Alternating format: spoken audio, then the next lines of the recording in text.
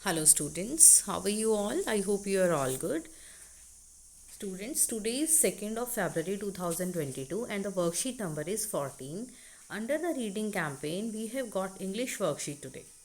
Okay, the theme is fun with poems.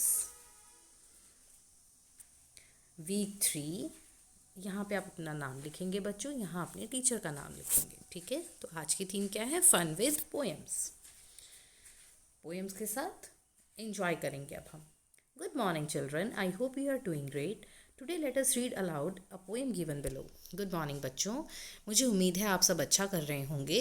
चलो ज़ोर ज़ोर से ये पोएम पढ़ते हैं जो नीचे दी गई है. आप सब मेरे साथ पढ़ेंगे बच्चों और बोल बोल के पढ़ेंगे. I love reading. तो सबसे पहले तो हमें किसी भी वर्कशीट या किसी भी पेज पे जो सबसे ज़्यादा अट्रैक्ट करती हैं बच्चों वो होती हैं पिक्चर्स. तो सबसे पहले हम पिक्चर्स ही देख लेते हैं. यहाँ एक बुक बनी है, यहाँ सन है, ये बच्चा बुक रीड कर रहा है. यहाँ एक बहुत ही फ़नी सा क्रिएचर बना है, I think it is a monster. यहाँ एक क्यूट गर्ल बनी है, छोटी सी बच्ची है, उसके हाथ में फ्लावर है. और यहाँ है एक dog. Reading books is so much fun when I lie under the shiny sun. Storybooks take me to places even when I am at home. देखो क्या कह रहा है बच्चा. Reading books is so much fun. Books पढ़ना बहुत मज़ेदार है. When I lay under the shiny sun, जब मैं चमकते हुए सूरज के नीचे लेटकर पढ़ता हूँ. Story books take me to places even when I am at home. Story books तो मुझे अलग अलग जगहों पर ले जाती है जब मैं, यहाँ तक कि जब मैं घर पर ही होता हूँ. ऐसा होता है बच्चों. स्टोरी जैसे हम सुनाते हैं, तो जैसे मैं अगर कहूँ बच्चों एक बार एक जंगल था, उसमें एक शेर रहता था, तो आपके माइंड में वहीं पे क्लासरूम में बैठे बैठे या घर पे बैठे बैठे क्या आ जाता है कि एक जंगल है, उसमें पेड़ हैं, पेड़ों के बीच में एक शेर है ना. तो स्टोरी बुक्स हमें कहाँ ले जाती हैं? अलग अलग प्लेसेस पर ले जाती हैं. Books about monster are the best. Would love to fly like them and never rest.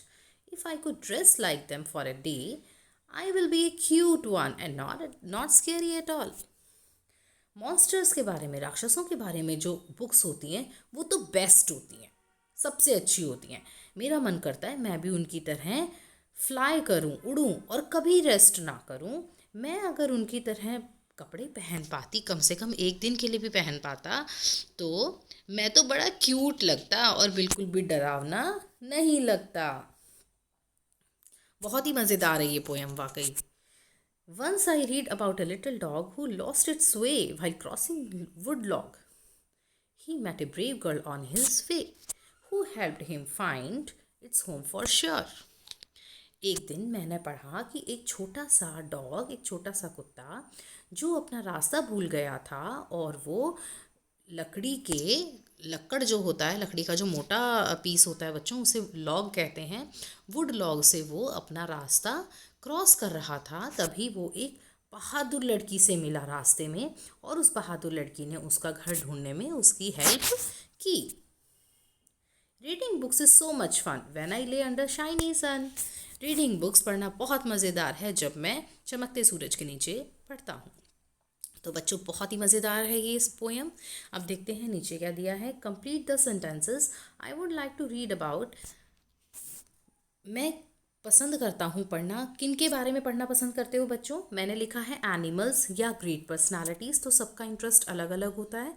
किसी किसी बच्चे को एनिमल्स के बारे में पढ़ना बहुत अच्छा लगता है, उनके बारे में एक्सप्लोर करना. किसी बच्चे को ग्रेट पर्सनालिटीज़ या हमारे जो ये देशभक्त हैं इनके बारे में पढ़ना अच्छा लगता है. तो सबके इंटरेस्ट एरियाज़ अलग अलग हैं. आपका जो इंटरेस्ट एरिया है आप वो लिखेंगे. मैंने सिर्फ एग्जाम्पल के लिए 2 लिखे हैं. I would like to dress up as. मुझे पसंद है किसकी तरह ड्रेस पहनना. आपको किसकी तरह की ड्रेस पहनना पसंद है वो आप यहाँ लिखेंगे. मुझे पता है सबके आंसर्स अलग आने वाले हैं. गर्ल्स के अलग होंगे, बॉयज़ के अलग होंगे. कोई कहेगा मुझे तो पुलिस की ड्रेस पहननी पसंद है, कोई कहेगा मुझे फेयरी की पहननी पसंद है, परी की, है ना. कोई कहेगा मैम मुझे तो फौजी की ड्रेस बड़ी पसंद आती है, सोल्जर की. तो सबके आंसर्स मुझे पता है अलग अलग आने वाले हैं, तो आप ये अपने आप करेंगे. In my free time I like to. अपने फ्री टाइम में मैं क्या पसंद करती हूँ? मैं पसंद करती हूँ read story books. I like to read story books. मुझे स्टोरी बुक्स पढ़ना पसंद है. अब इसके बाद है बच्चों talk time. Dear children, look at the picture given on the right hand side carefully. What do you think the people in the picture are talking about? Imagine and create their dialogues, say them out loud and write them in your notebook. You may take the help of your elders too. बच्चों यहाँ पर आपको right side में एक picture दी हुई है, आपको इस पिक्चर को रीड करना है और आपको क्या लगता है कि इनके बीच में क्या डायलॉग्स, क्या बातचीत हो रही हैं, वो आपको इमेजिन करना है, उनको लिखना है और ज़ोर ज़ोर से बोलना है। तो बच्चों देखो, सबसे पहले तो हमें क्या नज़र आ रहा है, एक गांव का दृश्य है, एक विलेज है। यहाँ पे देखो झोपड़ी बनी है और ये एक बुलक कार्ट है। देखो ये आगे ना बुल है ना, क्योंकि ये वाइट कलर का और इसका यहाँ से सींग भी दिख रहा है और ये इसको चला रहा है। और ये है पीछे कार्ट, है ना, और इसके ऊपर बैठे हैं 2 लेडीज़, एक बच्चा और 2 जेंट्स बैठे हैं और एक इसको चला रहा है। और इनके पास कुछ फ्रूट एंड वेजिटेबल्स हैं और इनके पास कुछ और भी सामान है जो इन्होंने गठड़ी में बांधा है, या पोटली कह सकते हैं, पोटली में बांधा है। तो मुझे लगता है क्या बातचीत चल रही होगी, जैसे इस लेडी ने पूछा होगा, how much time will it take to reach, कितना समय लगेगा हमें पहुंचने में। और इन अंकल ने बोला होगा, it will take some more time, अभी थोड़ा और समय लगेगा।